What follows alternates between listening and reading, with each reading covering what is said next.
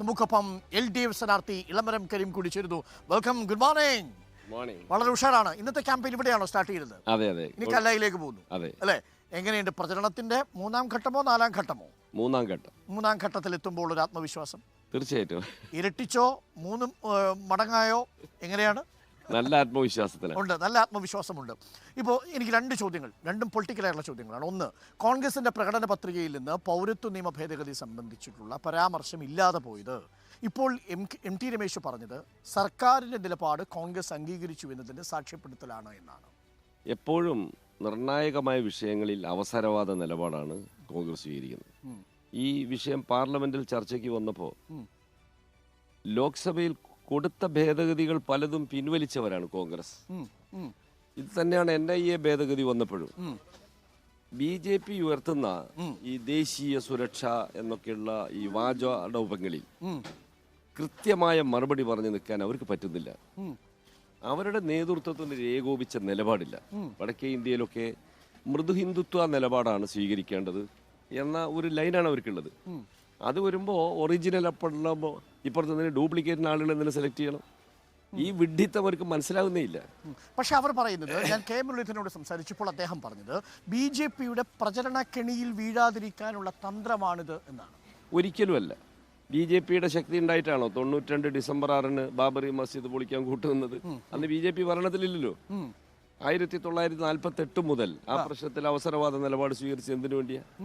അത് കോൺഗ്രസിന്റെ ജന്മസിദ്ധമായ അവസരവാദ നിലപാടാണ്. എന്ന് വെച്ചാൽ വൻകിട കുത്തക മുതലാളിമാരുടെയും നാടുവാഴികളുടെയും താല്പര്യം സംരക്ഷിക്കുന്ന ഒരു പാർട്ടി എന്ന നിലക്ക് ഇടതുപക്ഷ പ്രസ്ഥാനങ്ങളെ പോലെ ഒന്നിലും ഒരു സ്ഥിരമായ നിലപാട് അവർക്കില്ല. ഈ വർഗ താല്പര്യത്തിനനുസരിച്ച് അവർ ഇങ്ങനെ ഫ്ലെക്സിബിളായി മാറിക്കൊണ്ടിരിക്കും. നിലവിൽ പൗരത്വ നിയമ ഭേദഗതി തങ്ങൾ അധികാരത്തിൽ വന്നാൽ റദ്ദു ചെയ്യുമെന്നൊരു പരാമർശമില്ലാത്തത് കേരളത്തിലെ, പ്രത്യേകിച്ച് വടക്കൻ കേരളത്തിലെ ന്യൂനപക്ഷ സമുദായത്തിൽപ്പെട്ട വോട്ടർമാരെ ബാധിക്കാൻ സാധ്യതയുണ്ടെന്നാണോ താങ്കൾ കരുതുന്നത്? വളരെ പ്രകടമാണ്. അത് ന്യൂനപക്ഷ സമുദായം മാത്രമല്ല, കേരളത്തിലെ ഇടതുപക്ഷ ജനാധിപത്യ മുന്നണിയുടെ പ്രവർത്തകർ, അനുഭാവികൾ എന്നൊക്കെ പറഞ്ഞാൽ ഒരു ന്യൂനപക്ഷമല്ലല്ലോ. അവരെല്ലാം ഒന്നിച്ചല്ലേ ഈ പ്രശ്നം ഉയർത്തുന്നത്. ഇന്ത്യ രാജ്യം എന്ന് പറഞ്ഞാൽ ഇന്ത്യയിലെ എല്ലാ ജനങ്ങളും ഉൾക്കൊള്ളുന്നതാണ്. നമ്മുടെ ഭരണഘടനയുടെ ആമുഖം തന്നെ ഇന്ത്യ ഒരു ജനാധിപത്യ മതനിരപേക്ഷ സോഷ്യലിസ്റ്റ് ഫെഡറൽ റിപ്പബ്ലിക് എന്നത്. അപ്പൊ ഈ മതനിരപേക്ഷത എന്നത് ഭരണഘടനാ നിർമ്മാതാക്കൾ അംഗീകരിച്ചതാണ്. വൈവിധ്യങ്ങളുടെ ഏകത്വമാണ് ഇന്ത്യ. ആ വൈവിധ്യങ്ങൾ ഉൾക്കൊണ്ടുകൊണ്ട് പോകുന്ന പ്രസ്ഥാനമാണ് ഇടതുപക്ഷം. ശരി, മറ്റൊരു പ്രധാനപ്പെട്ട വിഷയം, ഇപ്പോൾ CPM പ്രതിരോധത്തിലാവുന്നൊരു വിഷയം കൂടി ഇന്നലെ സംഭവിച്ചിരിക്കുന്നു. കരുവന്നൂരിൽ ED വരുന്നു എന്ന് മാത്രമല്ല, പ്രധാനമന്ത്രി 15-ാം തീയതി തൃശ്ശൂരിൽ എത്തുമ്പോൾ വീണ്ടും പ്രചരണ വിഷയമായി കരുവന്നൂർ മാറാൻ പോകുന്നു.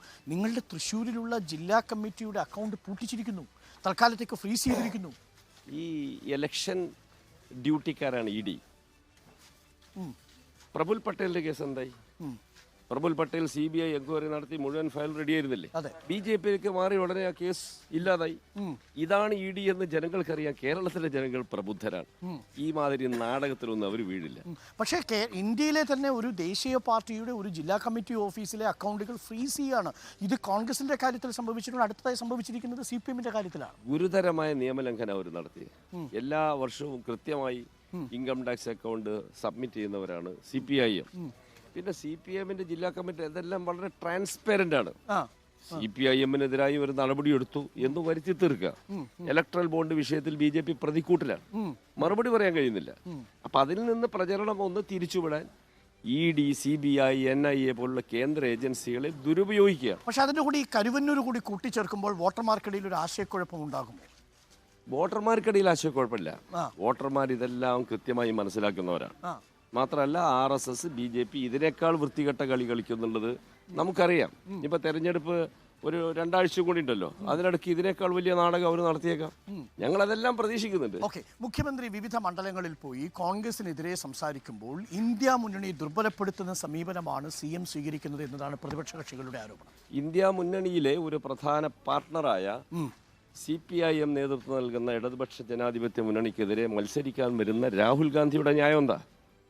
ഇന്ത്യൻ നാഷണൽ കോൺഗ്രസിന്റെ സംഘടനാ ജനറൽ സെക്രട്ടറി എവിടെയാണ് മത്സരിക്കുന്നത്? ഇവിടെ എന്ത് BJP ഭീഷണിയാണ് ഉള്ളത്?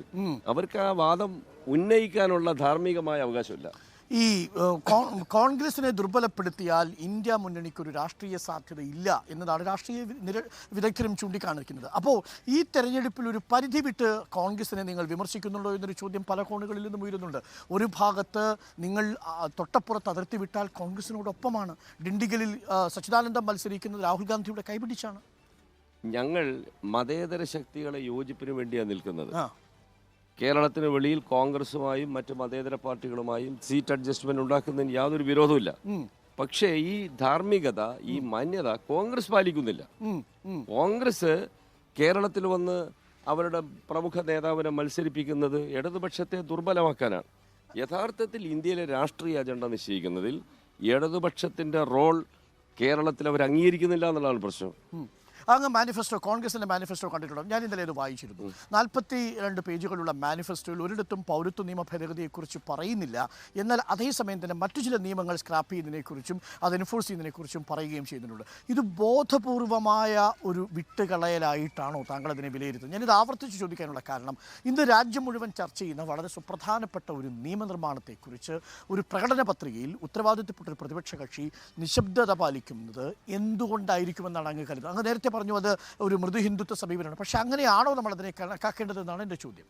അവർക്ക് ദേശീയ രാഷ്ട്രീയത്തിൽ RSSനെതിരായ ഒരു ശക്തമായ നിലപാടെടുക്കാൻ പറ്റില്ല. ഇപ്പോൾ കാശ്മീരിൻ്റെ 370 പ്രതിയിൽ CPIMന്റെ പ്രകടന പത്രികയിൽ അത് പുനഃസ്ഥാപിക്കുമെന്ന് പറഞ്ഞു. കോൺഗ്രസ് എന്തുകൊണ്ട് മിണ്ടുന്നില്ല? CAA കാര്യത്തിൽ അവർ മൗനം ദീക്ഷിക്കുന്നു. മർമ്മപ്രധാനമായ പ്രശ്നങ്ങളിലെല്ലാം മൗനമാണ്. ഉദാരവൽക്കരണ നയത്തിന്റെ കാര്യത്തിൽ എന്താ? അതും ഇതുപോലെ തന്നെ. പഴയ പെൻഷൻ സ്കീം കോൺഗ്രസ് ഒരു കാലത്ത് പറഞ്ഞിരുന്നു, പ്രകടന പത്രികയിലില്ല. ഇതെല്ലാ കാര്യത്തിലും ഒളിച്ചു കളിയാണ്. ഉത്തരേന്ത്യയിലെ ഹിന്ദു വോട്ടുകൾ വിഭജിക്കപ്പെട്ടു പോകുമോ, തങ്ങൾക്ക് കിട്ടില്ല എന്നുള്ളൊരു ആശങ്കയാണോ ഇതിന് പിന്നിലുള്ളത്? ഉത്തരേന്ത്യയിൽ അവർ ഈ കഴിഞ്ഞ നിയമസഭാ തെരഞ്ഞെടുപ്പുകളിൽ ഈ അയഞ്ഞ നിലപാട് എടുത്തിട്ട് അവർക്ക് വല്ല നേട്ടം ഉണ്ടായോ? ശരിയായ നിലപാട് എടുത്തിരുന്നെങ്കിൽ അവർക്ക് നേട്ടം ഉണ്ടാവുമായിരുന്നു. ഇത് രണ്ടും ഒരുപോലെ പ്രചരണം നടത്തുമ്പോൾ ഈ തീവ്ര നിലപാടിന് അനുകൂലമായി ആളുകൾ മാറുന്നത് അവർ മനസ്സിലാക്കുന്നില്ല. അവർ അബദ്ധമായ ധാരണയിലാണ് പോകുന്നത്. ലീഗിന്റെ